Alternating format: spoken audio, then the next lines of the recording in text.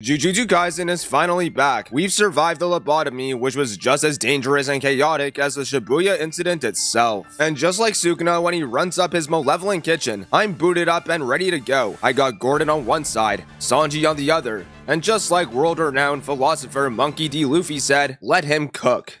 Pretty sure he said that. The chapter begins exactly where we left off, with Yuta, Gojo, and Sukuna battling it out within their domain clash. Now, Yuta is in a pretty interesting position. He can't use any other copy techniques other than Gojo's Limitless, and besides body swapping with Gojo that one time during training, he has no experience fighting like Gojo. But something that's caught Yuta's attention is the fact that since Sukuna lost his left arm, he hasn't used World Cutting Slash. Now, with Sukuna unable to regenerate limbs is one thing, but World Cutting Slash was his win con against Gojo's Infinity, and if he hasn't used it yet, then it's likely that he can't use it at all. So this leads Yuta to believe that Sukuna just doesn't have a way to fight back Infinity or overcome Limitless other than using Domain Amplification, and this puts him at a massive disadvantage. Now, Yuta is putting up a pretty solid fight, landing punches and kicks that are doing real damage, but he's having a hard time adapting to Gojo's longer arms and legs. He isn't the big Appa, it's out of his wheelhouse. After all, Yuta is 5'9", Gojo is 6'3".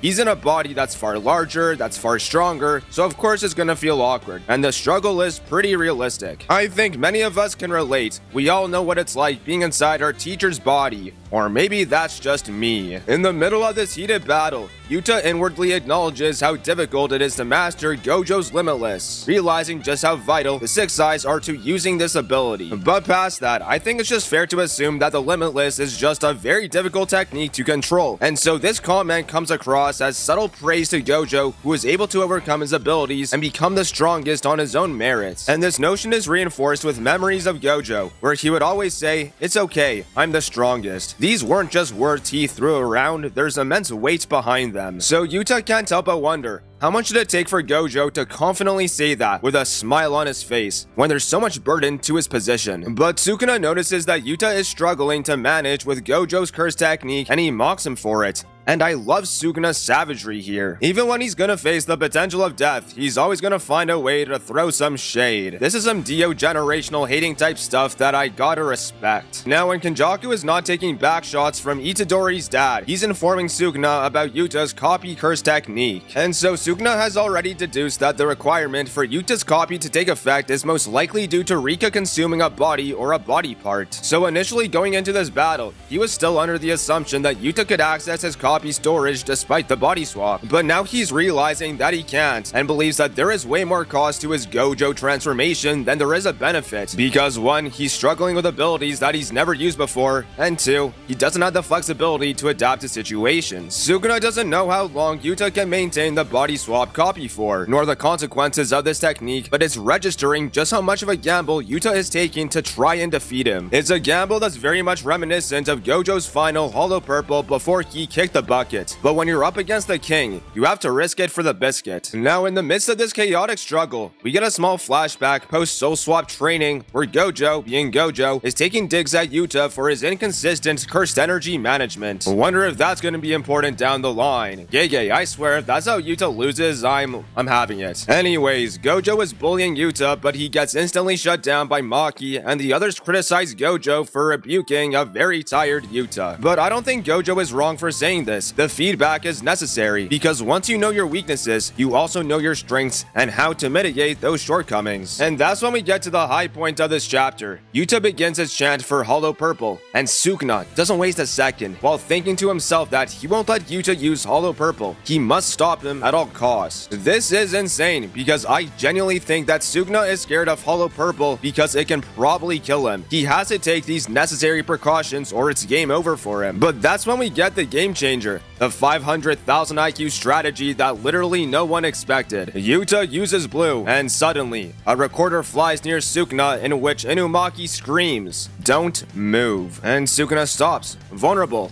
and immobile. I didn't see this coming, but it's amazing that Inumaki just barges in with a clutch. It's absolutely brilliant, and symbolically it just hits so hard. Sukuna was under the impression that because Yuta put all his eggs into one basket with the Gojo body swap, he basically shot himself in the foot. But instead of handling everything like Gojo did, he relies on his friends. He doesn't need to do this solo. He has people that can complement his strengths. Sukuna freezes in shock, eyes wide and unexpecting. And Yuta finally finishes the chant and loads a hollow purple, ready and waiting to fire on Sukuna, with the final editor's comment stating, "Unleash your teacher's ultimate technique." God damn, what a freaking chapter. There's no break next week, so we can just steamroll ahead, and I'll be dropping a more in-depth review in the next couple of days, but we're really back, guys, and it's awesome. Remember to like and subscribe and comment your thoughts on this chapter, and until then, I'll see you guys in the next video. Have a good one, mad lads.